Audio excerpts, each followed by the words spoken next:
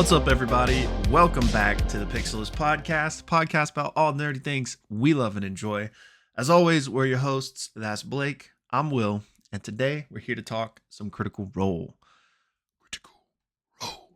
I don't know why I felt possessed to do that today, but there's our awkward bit for the intro, and now we can proceed. There it is. Oh man, how you doing today, my Doing friend? okay. I'm doing okay. How are you? I'm all right as well. I I got a lot to do today. So that's always like a little like you feel like you got too many ovens, and too many what is it the phrase? Too many rocks, too many coals in the fire, something like that. Too many ovens. You know how it is. When you got too many. I thought it was like too many somethings in the oven. When you got too many ovens. When you got too many rocks. Can't listen. More than one oven, you got problems. True. But those of you in the Discord already know this, but it's because I'm going out of town tomorrow to go see the Critical Role live show. So super excited. Is Ashley going with you? Yeah. I don't know.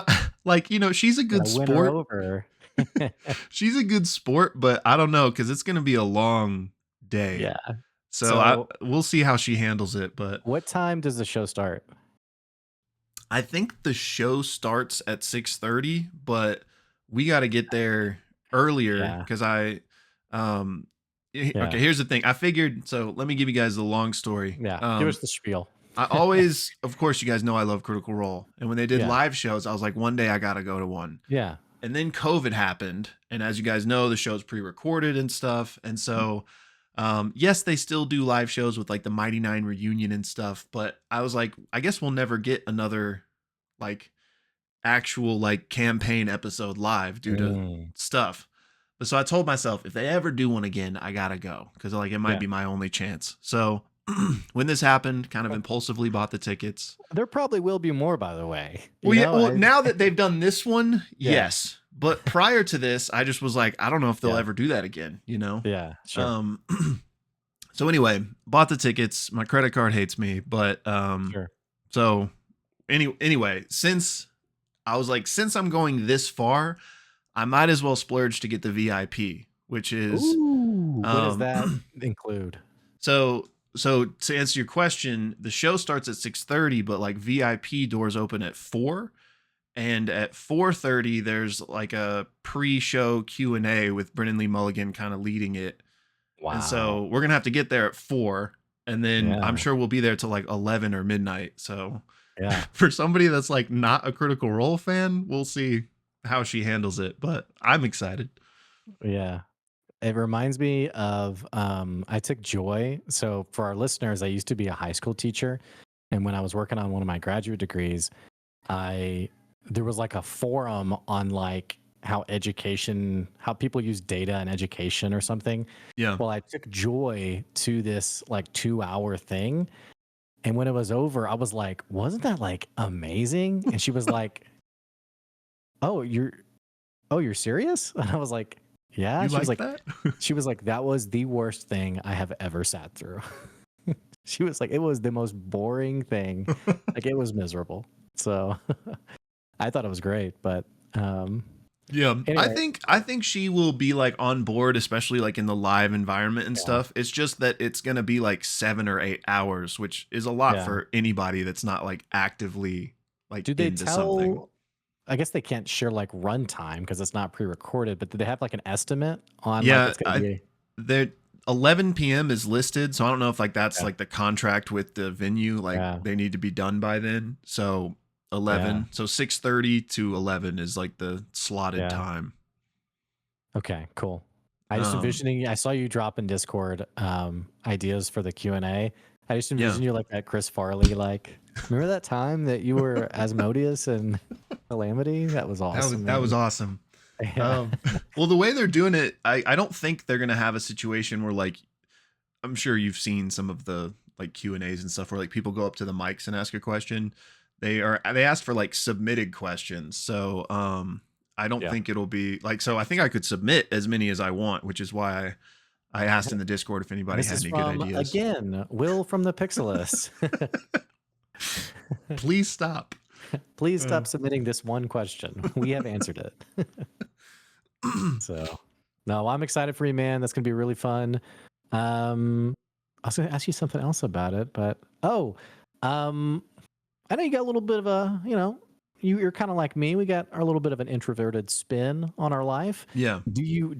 Should I unleash the Pixelists to track you down, or should it be, hey, if you see him, don't say anything, but snap a picture for the No, Discord. no, no. If for those of you that are going to be there, definitely come up and say hi if you see me. Yeah. We I say am it an like we introvert. have such a huge fan base. We have like 8 people Yeah. who, yeah, But no, totally. I would love to I yeah, think cool. somebody mentioned it in the Discord. Of those of us in the community that are going, it would be cool if we all got a picture or something. Yeah, Um, that's a great idea. but yeah, so yeah, if you're going, definitely let us know in the comments and join the Discord if you haven't already, because there's a channel in there for people that are going. So that'd be like the best way for us to keep Hmm. in touch. That's But going to yeah, be the hardest part, is not clicking on that channel I know. after Saturday, because I have to wait till Thursday. Or Right. wait, 2 Thursdays? No, I don't. Thursday. I'm assuming it's next Thursday, but I don't know Yeah, actually. I think it's Thursday. Yeah. So, I'll just come well, back and ping everybody with all the spoilers yeah. immediately. Yeah, I think it's gonna be an amazing episode. Brennan Lee Mulligan, Sam Riegel's back. I I mean, he's mean, got to be, right? yeah. I Like he's got to mean, be. yeah. Well, we've tarried long enough. Yeah. Will and I talked before this episode that we wanted to keep this episode brief. Typically, if you're a first-time watcher, our episodes are around an hour or so. We're gonna try to be very quick today, only because I have a lot going on with work. Will's finishing getting all this stuff together for his trip tomorrow to go to the live event. So we're going to try to be fairly quick in today's episode, but please, there was so much great content in this episode. Yeah. So even if we don't get to a certain point, I would encourage you either in the comments of the YouTube channel. We actually do read all of them and try to comment on almost all of them. But especially, Will already mentioned it, the Discord. We have an awesome Discord channel, so much great dialogue. I like to think of our Discord as a Discord for people who actually like Critical Role. So if you want to discuss these things, check out the channel. It'll be linked in the description below. So Beautiful. anything you want to add to that? No, that's perfect. Okay. So yeah. So what we like to do at the start of every episode is do a little recap. The episodes are pretty long, so we try to boil that down to about a 10-minute, 15-minute recap. And what we'll do is we'll take that recap and we'll cut it out separately and put it as its own video. So if you're watching just the recap, there is a link to our full discussion. And as always, we want to know what you thought of the episode, so feel free to let us know. But this was episode 97 of Campaign 3, called Ancient Sins. This episode opens up with the battle with this colossus flesh creature with like the sagging grandma flesh. I don't know. I'm probably over explaining this. It has like the massive hammer, and it has like the maw on its chest. And it has all the little scorpion, like sort of like translucent chitinous creatures that are skittering around. What we typically do is we try to hit just the high notes for combat. Quite a bit happens. Orem early on actually gets chomped on by this large creature and gets brought into like the chest maw of the creature. Separately, we're going to have a flaming sphere by Fern that's going to be casted on the big dude, and then also a couple of lightning bolts that happen from Imogen and Dorian. I'm mentioning these things for 2 reasons. One, they do realize about halfway through the combat that this creature, it's Aor, it's the place of insane magic. They realize about halfway through the combat that magic damage is not having its full effect. And I wasn't clear if it was resistant or just fully immune. But Matt does have a moment where he says, hey, I'll count the flaming sphere damage from early on, because I didn't mention that it didn't seem to affect it too much. So they're having this combination of like magic attacks and physical attacks. But one thing that also happens is, because it's Aor, there is this element of wild magic. Whenever they cast a spell, which I think the spell needed to be over the 3rd level, but whenever they cast a spell, they have to roll a D100 to see, what exactly is going to happen here. Fern's flaming sphere, I don't think led to anything. But notably, when Imogen did her lightning bolt, I think she got like a 4 out of 100. We get a delightful ooh from Matt before he describes Imogen essentially casting fireball on herself. It's like a spontaneous fireball that goes off after she casts her lightning bolt. Oops. So lots of creative, cool stuff like that. The creature, by the way, seems to have like this dunamantic element of magic attack itself. It has the spell it casts called Gravity Fissure, where it like casts it in like a line in front of it, and everyone nearby gets like dragged into like that line of sight. But ultimately, what ends up happening is Orem's going to Misty Step out of the mall, and then, as he puts it, Shadow of the Colossus style, run up the arm of this creature, like slashing at it. Great game, by the way.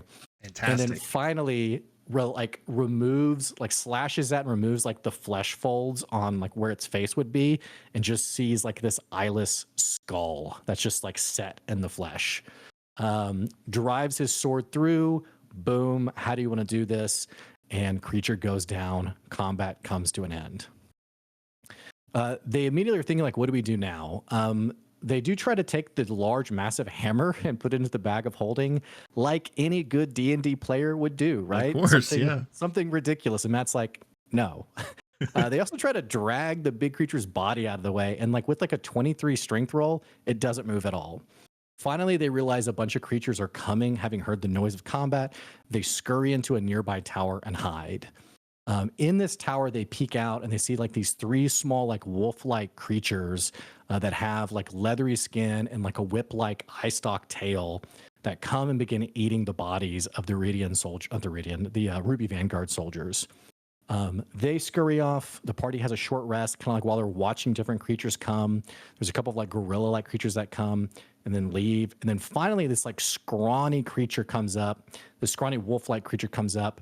And then this like long strip of goo descends from like the black void of the ceiling, grabs the wolf, and then like disappears like 60 feet up in the darkness. So they're like, great, this place is awesome. They finish their short rest. Essek leads them out to like that massive sinkhole, like where like something had busted through, and basically says like it's down through here that they've descended previously, and that there are a number of like experiments that have happened like deep within this place. He mentions the Kryn dynasty had set up a place of operations on the 7th floor, but it's no longer operational. And I think Essek himself said he had been to the 8th floor, but beyond then, like the 9th floor and beyond, he had never traveled to. And then he also like throws a coin down into the sinkhole, and it just goes into the black like endlessly. They descend down. They eventually go into like this archway where they see like a Ruby Vanguard camp has been set up, but no one's there. There's no bodies. In fact, there's just like a trail of blood where bodies have seemingly been drugged like deeper into this area. Laudna is going to channel summon Pate and is like, Pate, go check it out. What do you see like down these corridors? And that's where we go to break. Well done, my friend. So we pick up after break, and Pate is leading the way, and the party is kind of cautiously following behind, with Laudna checking in, like viewing through Pate's eyes occasionally. And as they're going, the air is filled with this like moistness and a smell of like rotten fruit, and they're just following this blood trail. And through Pate's eyes, Laudna sees a nearby doorway that's open, leading to like a storage room. So keep pressing forward, and beyond that is another room filled with like empty glass cylinders and nothing really else of note. So Pate like comes back out, and Essek at this point tells the group like, this is as far as I've ever gone. And they're looking, I think they're looking through a book they maybe found in the encampment earlier. I can't quite remember. Yeah. Or Essek's talking about a book that spoke of this thalamus apparatus, right. And that's how they knew about it and how they knew it was the center of research in the city. And it was an ancient book that was really hard to translate, but through magic, they were able to do it. And the party asked Essek if he's ever heard of the Dominox, and that's apparently why Ludinus came here to deal with it. And Essek's like, no, I haven't heard of that. So they keep going forward, Pate leading the way, and he comes to another door that's been collapsed, but there's like a magical brace kind of like holding up the ceiling. And Essex, like, this wasn't here before. This used to be blocked by a magical ward. So, like, I've never been through here. And this blood trail continues down through this thing. And it eventually comes to basically an ending with two doors, two closed doors. And one of these doors has like a stone in it. So they investigate a bit and realize that these doors are can open. So they open this stone door with a stone in it rather, and across the hall is another door with a stone in it. And they realize there's been this like weird sound happening occasionally, and there's a glass container in this room that has like something in it that seems to be like reacting when that sound comes. And Essex, like, these stones in these doors, by the way, are magical locks. So they're like, oh, maybe we should leave this be, and let's go check the other door. So they send Pate in first, and inside is this big chamber that has like four hallways connected to it. Seems like a waypoint. And in this room are just dozens of corpses, bodies on the ground covered in blood, bodies hanging from hooks on the ceiling, and half of the corpses have like a big smile on them, very creepy. And they think this must be the work of the Dominox. So suddenly Pate's connection to Laudna just gets severed. And immediately they're like, what just happened? So Chetney goes first and everybody else kind of goes cautiously behind. And Chetney sees that the floor in here is covered in blood, and he can sense that like a fiend is in the air nearby. And everyone else comes in and joins him, and they see Pate's body on the ground, as if the magic, the magic connecting them had been severed, unless that Pate had just been killed per se. So they ultimately decide to speak with dead on some of these corpses in here via a bracelet that Essex has that gives you two uses of the spell. So Imogen chooses a body that's hanging on a hook and asks, what happened to you? And he says, it was the Dominox. It spoke in our heads. She asks, are there any clues to avoid it or defeat it? And he goes, no. She then asks, where did Ludinus go? He goes, I didn't see Ludinus. Which chambers were you guys looking in down here? All of them. Did you do anything to make these chains come for you? And he goes, I think it all started in the engine room. And then the spell ends. That was all of their questions. And Fern at this point notices that one of the corpses here has the same like seal carved in its chest that they saw when they first got here last episode, of the elf that like had killed everybody around him or whatever. And because of that, they're like, let's bring in an expert maybe. And so Fern activates her pact with Tavon, the devil, and he just immediately shows up. And he says the pact begins. And they're like, hey, Tavon, what do you know about this Dominox thing? And he says, oh, like that's a name I haven't heard in forever. It's one of the grand demons that we've wanted to kill for ages. Yeah. But it disappeared sometime during the calamity. And they're like, what? Okay, well, if this is y'all's enemy number one, can you call in any reinforcements to help us with this? And he's like, no, we're all very busy right now, but I'll help you until I'm called elsewhere. He wants to know why the Dominox is here. And they say, well, we guess Aor must have captured it back in the day, and then the Vanguard accidentally set it free or something. And they then have Tavon look at this ritual carving, and he's like, oh yeah, that's the Dominox. Like, that's his symbol.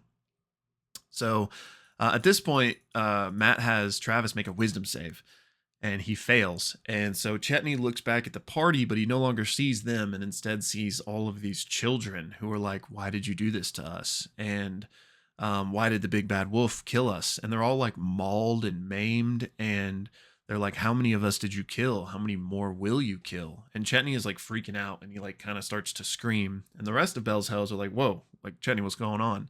But he can't hear them. So he just like keeps having this like hallucination of these children who like start to approach him. And Orem like puts his hand on his shoulder, but Chetney thinks it's like a blade. So he like swipes at Orem.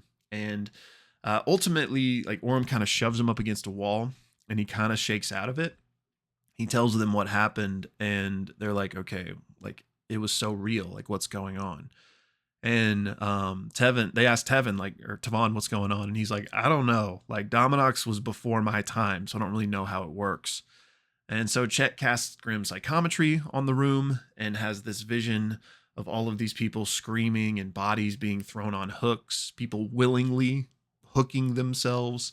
And he can't find anything besides these types of memories here because like there's so many of them. So Dorian at this point decides to investigate these chains and they go nowhere seemingly, just hundreds of foot of chains covered in blood. And Imogen's like, okay, I'm going to use that second speak with dead now. So she asks one of the more ancient bodies, presumably from Aor this time. The previous time was a Ruby Vanguard member. She says, Dominox has been released. How did you guys capture him in the first place? And they say, the Pinion of Service. What is that? An abyssal soul anchor made to bind him to the engine in order to power it. He is released during the extraction process and returns to it once it is filled. Where is this engine? And they point down the hall, one of the hallways. How do you turn the engine on? It should be on. The seals should remain. He should be harmless right now. What are the Dominox's weaknesses? He should be like any demon. When he is slain, he returns to the abyss, and when he is killed there, he is gone forever. But the pinion is from there, so when he is killed, that's where he goes. And finally, what is the Dominox attracted to? The Dominox feeds on insecurities. He introduces suffering and self-loathing until the body gives up. And it's at that point that Dorian has to make a wisdom save, fails, and he walks over to a side of the room where he sees a body that looks oddly familiar. It's his brother Cyrus. And Cyrus looks up at him and says, you never let me fix my own mistakes. Instead, you pulled me into yours, and look where it put me, brother. And that's where the episode ends. Once again, episode 97, Ancient Sins. And if you're just watching the recap, you can find our full discussion linked down below. What an absolute insane episode. Yeah. Dude. Yeah. We were like freaking out endlessly in the live chat. Just like, what is going on? Yes. So many. It was just hilarious when they found out like what the Dominox did, like feeds on insecurities. They were like, we're doomed. Like, yeah, we're done. We're cooked. Well, just a reminder for our listeners, we don't have a lot of time today. So, which is too bad because this is definitely an episode I'd love just to like sit in and talk about for a while. Definitely one of my favorite episodes though. Very atmospheric. Kind of like, did you ever see the movie Event Horizon? No, but it's like it's on my list of ones that I really need to check out. Bro, classic movie. I know. But it wouldn't actually be unlike Dead Space, which Dead Space is inspired by Event Horizon, where like you kind of come across like wreckage or like this ruined place and you're trying to figure out what happened here. And there's like very much like a cosmic horror or like a occult, whatever. But the vibe was nuts, especially as they started talking about, and also like how interesting, like just piecing together more about what happened with Aor and this like pinion and like, you're kind of just like, this is nuts. Yeah, totally. Did you see the artwork of Aor? Like they put out some of it. It looks crazy. Like it's like, I'll link it to you after this. But like just this massive floating city, obviously, but it looks almost sci-fi, which checks out with how like advanced they were. And I didn't know this, that they were like the most progressed flying city. Like they were like the peak of all the other flying cities. I kind of, back when I saw Calamity, kind of saw them all as like similar. But apparently Aor was like the peak of technology, which is understandable. They had like the god-killing weapon, right? Which there's been a lot of chatter around this god-killing weapon, by the way. And it seems like many of us have landed on this engine being something, either what powers the weapon or this engine itself is the weapon. You have a grand demon, which I don't know if we've heard that terminology in Critical Role before. I don't think so. Okay. Maybe, but a grand demon. So pretty important dude, I guess. Yeah. Kind of vibes of how the Malleus key at the excavation site is powered by a champion of a deity, Max. True. So you kind of wonder, like, is this is Ludinus's current tech like sort of based in something like this? Mm. I don't know, but yeah, what was your take on like the engine and all that stuff? I thought it was so. As far as the Malleus key, like the original or or the Factorum Malleus, Yeah, the the thing creation in hammer. Aeor, um, in terms of like the specifics of what that was, maybe it had something to do with the engine, maybe it didn't, but I think it was just unlocking Predathos. Like that was the god. Predathos is the god killing weapon, right? Um, so the engine itself could just simply be the way the city was powered, like Mm, somehow mhm, manifesting this grand demon's energy, which was so metal. Like it seems. So the pinion is the device, but that's taken from the abyss. So it seems as if they figured out a way to whatever the ritual looked like, kill the Dominox and somehow extract all of its energy, but then it just gets zooped right back to the engine because that's where it's like spawn. They moved its spawn point there. mhm, So I'm so curious about like how they even figured that out, and what exactly that process looked like. Was it all like automated, or were there like people there that had to kill it every time? I'm sure it was more automated. But yeah, and I mean, um, could that have had something to do with powering the yeah. Factor Malleus, which could have freed Predathos? Maybe. And you think about when you saw Calamity for the first time and how like brutally naive I assumed Vespin was, like doing his ritual, trying to, take the seat of a betrayer god. And you realize that it wasn't like pure ambition, but that there was like, for lack of a better term, scientific data to be relied on, not just the matron's ritual, but like who's to say Vespin wasn't in the know of what Aor was doing or Yeah. like ruminations of it or something and like pulled even from that of like, hey, here's, the gods can be manipulated and destroyed and defeated. And here's a grand demon that, and I don't think anything necessarily points to that, but it gives so much more for me context to Yeah. Vespin's ritual. Yeah, it speaks to the hubris again, right? That like, look, we've subjugated a grand demon to power our city. Like, what else can't we do? Yeah. Totally. Yeah, and I think that I can't remember exactly, but we know all that they were all spying on each other, right? Like in terms of Right. Aor and Avalier. So I think that yeah, like, that information certainly could have been out and about. Um, and then I just had this thought that like vision we got from Frida of like when there was like kind of like the civil Yeah. dispute or like some seemingly, I mean, we didn't get the full context, but the implication was that like some people in Aor were like, we gotta destroy this thing because the gods are gonna kill us. Like, and then Yeah. they were like battling over that. So thinking about that now, it makes me think that it's not the engine stuff because they wouldn't have like Mm. destroyed their engine because then the whole city would have fallen, right? Presumably. Yeah. And I think we got confirmation in Critical Role Cooldown that the seals were destroyed when the Apogee Solstice happened. That it That's what was like let the Dominox out. exactly, Yeah, that exactly. makes sense. I actually, now that you say that, I didn't watch the cooldown. I got to go back and watch that one. Yeah, the cooldown was pretty cool. But that specifically was mentioned that, like these other things that were released, the Dominox was as well, which again speaks to Ludinus's hubris of, knowing that these things might happen, but probably not expecting the Dominox specifically.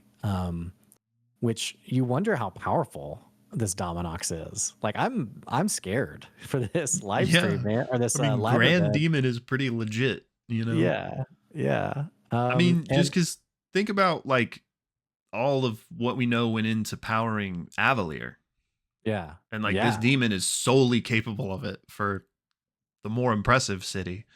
I was gonna Um, say that you mentioned Avalier. I had this thought as I was watching it of like how the lore is so cool of how these flying cities, it's not like shoveling coal into, right. Yeah. a fire, but each one has like this insanely powerful, deific, spiritual, I don't know if that's the right arcanon, thing that powers it. Yeah. We know in Avalier it was uh I can't think of what it was called. The tree was there, but it was being powered by like the massive Oh like yeah. What was that called? electrical thing that they were traveling around collecting all like the essence from around the Yeah, like on world the to power traveling it. across the ley lines, like building up Yeah, the yeah. yeah. And then here we have Aor, similarly with like a grand demon powering it. I mean, it's just very cool. You Yeah. know, it's kind of a cool little detail. So Agreed. And what's interesting is like we don't know for sure because we don't know Ludinus's exact history, but you would think he might have known about the Dominox.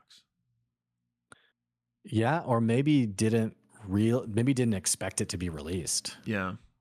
You know, And what now I don't want to like jump us.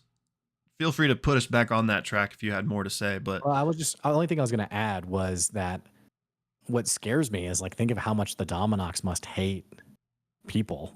yeah, for You know, sure. I've been basically imprisoned for 1,000 years. I mean, bro, I'm real nervous. I wish I could be there. I'm real nervous for this Yeah. show. Yeah, and he's just straight up, you know, what I have a couple different thoughts here. So, well, before I get to that, the Ludinus thing. We know he came here to deal with this, which Mhm, Dominox seems crazy, but again, from what we know about Ludinus, I do feel like he could probably deal with it, you know, like this mhm. ancient level Yeah, 20 plus wizard, whatever. Where is he?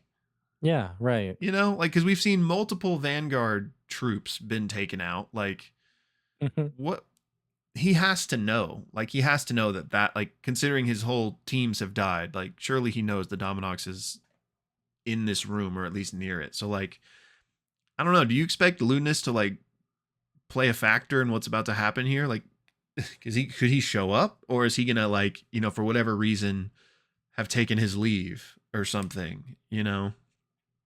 I don't know. I mean, surely he didn't tell people he was going there and then like took a vacation and was Yeah. like, "Oh, that thing was a lot worse. I should have been there probably." Yeah.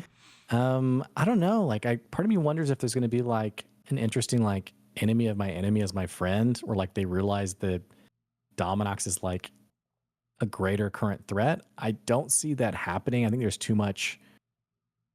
I think if Ludinus shows up, I'd be hard pressed to imagine them not fighting or being against Ludinus. Um, Yeah. so I would assume like maybe Ludinus has left or like isn't there or we're not going to see Ludinus dead. Like Right. they find his body. That's not going to happen. Um, I don't know. What is your take on it? I don't know either cuz I mean like I don't know if he's there. I don't know how like how can they deal with that? How are they going to deal with Dominox and Ludinus? So Right. I don't know. I guess I'm partially expecting him to not be there, or if he is there, it'll be kind of like I don't know how Matt would like construct it, but it's more of like a chilling, teasing appearance more so than like an actual confrontation somehow. Yeah. Whatever shape that would take. Right. Yeah. And you know maybe it's like a simulacrum again or something like that, but I don't Hmm. know. Um, yeah, it's just very curious that like I don't know where is he is just what I was wondering, and maybe he's like I mean I guess in Ludinus's case, if he doesn't have to kill the Dominox, maybe he just personally is going in and retrieving whatever it is he needed to retrieve and just ignoring the Dominox. But considering there were like excavation teams and stuff, it does I doubt there's like one handheld item that like he needed. It seems more like Right. resources that needed to be continuously harvested, which in that case you would need to deal with the Dominox. So I don't know. Do you think maybe he's like creeping in the shadows, waiting for Bell's Hells to like subdue the Dominox so that he can like Yeah, that consume it in some way? ooh. Like, Oh man, I didn't even think about that. Dang. I wonder if they could even do that. maybe it's not so much like, you know, oh, I need to go pick up my diary I left there. Maybe it's more like I need to find a clever way to subdue this and then consume it. Because I mean, calling it a feather in his cap is putting it lightly. I mean, consuming a thousands of years plus grand demon that even was before Tevin's time, you Yeah. know, um, which speaking of Tevin makes me wonder, we have Essek, we have Tevin, we have the Dominox, we have maybe Ludinus. do we have clarity? What's your guess on who Brennan might be playing and who Sam Riegel might be playing? I know, right? I, I don't know. I don't know because like Sam has to be there. Like it's a live show. I would be so surprised if he was not Mhm. in this episode. But like Yeah. at the same time, would you like shoehorn your new character? Like, because I'm sure he like has put time. I mean, it is Sam, Yeah. but I'm sure he's like put time into crafting his new character. I mean, maybe I guess you could have had some foresight with Matt of been like when like these will be the circumstances when your character's introduced. Think of a way that this makes sense. Like they could have done all of that, but I don't know. Like because Ruby Vanguard people are there, but like who else is there? Like random like people that were excavating for monetary gain or something. Like Mhm. I have I no think it's idea how. probably safe to say Sam's permanent character is not the Dominox, right? I Yeah. mean, we had some chatter about this in the live chat channel of like, yeah, maybe he's the Dominox or something. Or who knows? But then whenever Tevin described it as like a grand demon that was like thousands of years old, everyone was like, all right, so probably Oh, not. probably Be not. like Yeah. a definitely a pretty strong opponent. But He could. I know a lot of people have talked about this, but like maybe Sam could be one of the people in the bubbles, like the frozen bubbles. yeah.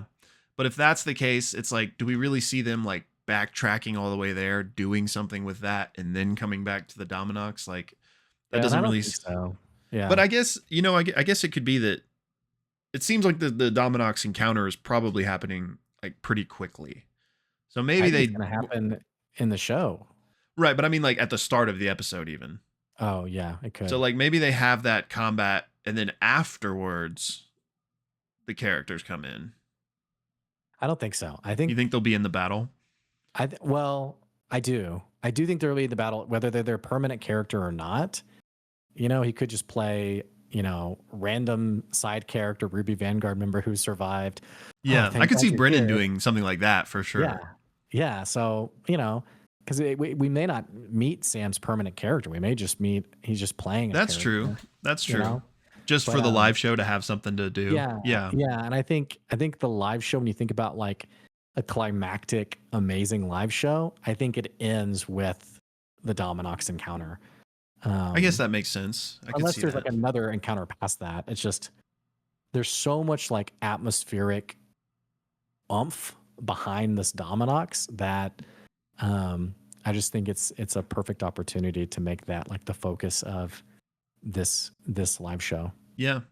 And we don't, just to be clear, in case anybody's confused what we're talking about, we don't know that Brennan is going to be a guest, but like we assume. Like Yeah, it seems like right. too good of an opportunity to not be. What if they did something like, or as I'm saying this, I don't think it would happen for a certain reason, but like what if Brennan DM'd the battle or something like that, like and he was the Dominox, Yeah, for the purposes of the fight or something.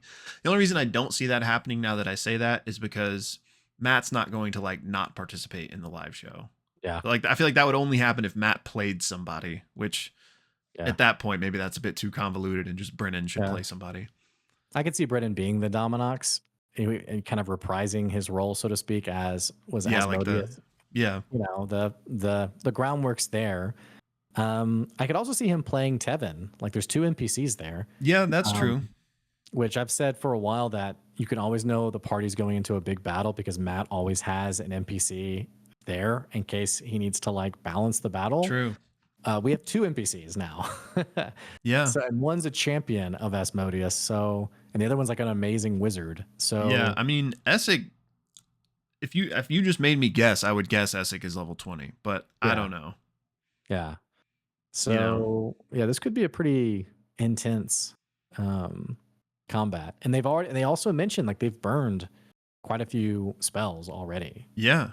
And the juiciest part is of course what the Dominox does to people. Like Right. there's so much interesting stuff to play with there, like RP wise for just Right. feasting on everyone's like greatest fears and insecurities. So Did you watch Four Sided Dive, by the way?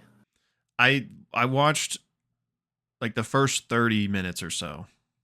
So there was some really great dialogue about Laudna and Imogen that we don't have time to get into today, but I'd encourage it was a very good four-sided dive and some really just really great dialogue. But one thing to mention was Robbie Damon was asked about how he felt about Cyrus dying. And Robbie mentioned, which I don't know if you got to this part or not. It was towards the end, I think. I don't think so. Well, Robbie basically said how just upsetting it was to him, because he said, I had created this character, and then Cyrus was like a detail on a note on paper, Right. and then he was like, Matt, and then you brought him to life. Like I didn't expect to ever see him, and just like how meaningful that was. And then when he died, like how painful it was, and just like as a player, how much it hurt. And so Matt's there, this four-sided dive. So then for Matt to have Cyrus come back in this vision, I just Yeah. thought, ooh, man, what a blow. Right What a in the punch feels, to yeah. get. Yeah, dude. So anyway, yeah. And what a great line. Like, always, you can't let me deal with my own problems, always like bringing me into, your mess. Yeah. Which is something that Dorian had talked about in the first arc with Dorian. So Right. like pulling back, knocks him over. Pulling back on that was just like a really poignant. I just love that whole exchange. Yeah. Yeah, 100%. That's why like I'm really excited for this encounter. Which I assume it will get into, combat, but yeah, I'm just excited for those little visions, which I guess ultimately it will probably manifest in them turning, like if it's successful, they'll like turn against and start attacking the rest of the party. Now, the first two visions don't really feel conducive to that because like it was little kids, and Yeah. Chetney wouldn't necessarily like want to kill them again, as it were, and Dorian wouldn't want to like kill Cyrus, but like I'm assuming like in the heat of combat, the visions will more turn into something where like they'll be tricked into attacking their allies type of thing. But Yeah. which is seemingly the implication of what happened with all of these Ruby Vanguard Right. members, right? But yeah, I'm wondering like what's going on with is it just like grotesque, terrible ways to die with these chains and stuff, or is there like something more going on with that? There was chatter about it being like the Dominox being like a champion of Tharizdun, the Chained Oblivion. And even Travis, when the chains were there, Travis, who is, I gotta say, is our ultimate lore keeper. Like every time there's like subtle detail, Travis just like, what? And like everyone's just like, what's going on? Meanwhile, you have like Ashley Johnson on the other side of it, who's like, yeah, Tevin was and then Matt's like, you got it, keep going. So, but Travis seemed to also see a similar implication of this. I don't know enough about the CR lore other than we know the Chained Oblivion was like so chaotic and crazy during the Calamity that during all the battles he was sealed away, like through some like massive ritual of some kind. Yeah. And then as far as I know, it hasn't cropped up since then, despite the other betrayer gods, but besides all the other deities being sealed behind the divine gate. Do we know any more than that? There was some stuff in C2 revolving around people like trying to free the Chained Oblivion. So yeah, I mean, the chains certainly check out in terms of like thematically tying to that. And I was curious, like, is the Dominox just take like a perverse pleasure out of getting people to carve the things in their chests and kill everybody? But it seemed like a ritualistic, like there was a purpose to it. So if it was like a champion of the Chain Oblivion or something, it could be like paying respects or tribute to that, or it could just be some sort of maybe like self-empowerment, like the Dominox is getting stronger when these things happen, maybe both. Yeah, I didn't even think about the Chain Oblivion thing. That would be a really cool connection if so. I know we don't have a ton of time. The only other thing that, and I kind of like briefly mentioned it in my recap, but the whole noise thing, do you think that was just tied to the Dominox as well, or there's something else? And what was the thing in like the test tube? Like I didn't really know what to make of those things. Maybe just another weird experiment that happened in this part of AOR or something. Yeah, and then Matt also mentioned that the like stone doors, or the stone like tied to the door, was like a mechanism to lock the door from the inside, where like it could not be opened from the outside. So like presumably for some reason, not only were like experiments being done, but they were being done where like there's like this fail safe of like, we don't want other people to be coming in while we're, Yeah. Mom, don't come in. Yeah. So Ominous. yeah, I don't know. Very weird. Yeah. And wasn't the implication of the thalamus, what was it called again? The The Thalamus is right. I don't remember the like Yeah, full name. but there was an implication that it was like an ancient. Wasn't the implication like there was like a cult like deep within the heart of Aor that like Hmm.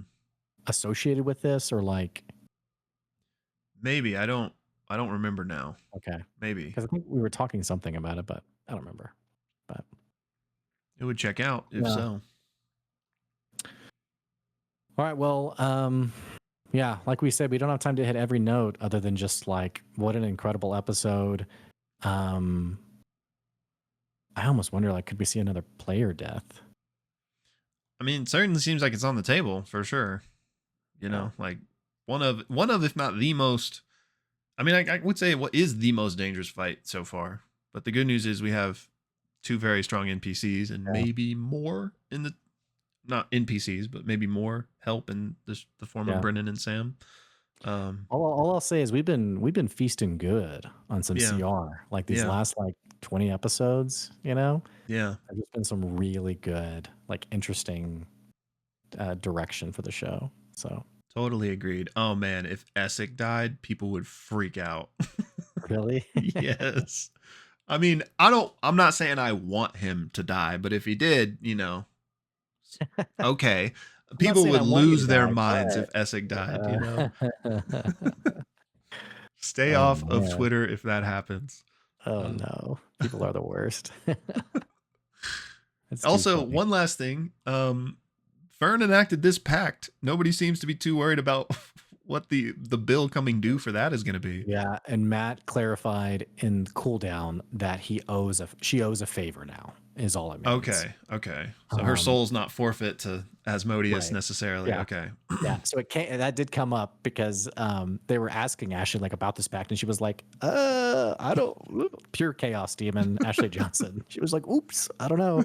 And Matt was like, you owe a favor. Oops, I sold my soul again. Yeah. Or Okay, maybe Ashley interesting. something around this favor, but yeah, so she owes a favor.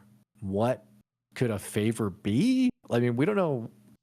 In Asmodeus' world, it feels like a favor is maybe putting it lightly. Yeah. I need a favor. Murder everyone you know. Like, Right, yeah. I mean, yeah, so that's really interesting to think about, especially like towards the end game in terms of like when stuff happens with the gods and, like if Fern is forced yeah, to like take a different course of action or something. yeah, But yeah. yeah. All right, you all. Let us wish our friend Will well on your Thank you, my trip, friend. buddy. Be safe. Have an awesome day. It's on Saturday, right? Yep, Saturday night. Yep. Okay. Have an awesome day on Saturday. I'll be checking in on how is it, and then but not wanting to know, but also wanting to know. And again, just put all your chatter for you guys. Put it in that Greek theater channel on the Discord. You can chat about it during the show there. We'll have our live chat will actually happen in that channel. It won't happen in the live chat channel on Thursday. And then the rest of us will actually watch it the following Thursday as well. So Yeah. And speaking of, I obviously won't be here, but are you planning on doing anything for tomorrow or just we'll yeah, chalk it up till next week? Yeah, I'll do just a brief stream tomorrow. I know you won't be able to be there, but just since we couldn't meet last week, we'll have a show tomorrow and it'll be probably 20, 30 minutes. All right, And cool. I'll just be chatting with you all. Maybe for you all watching, we can have maybe a longer conversation about the Dominox in this episode and, all that stuff. So Awesome. Yeah, I think I'll probably be like on a flight, but if I'm not, I'll definitely pop into the chat when that's going on. all right. Alrighty, y'all. Well, until next time. See you guys. See ya.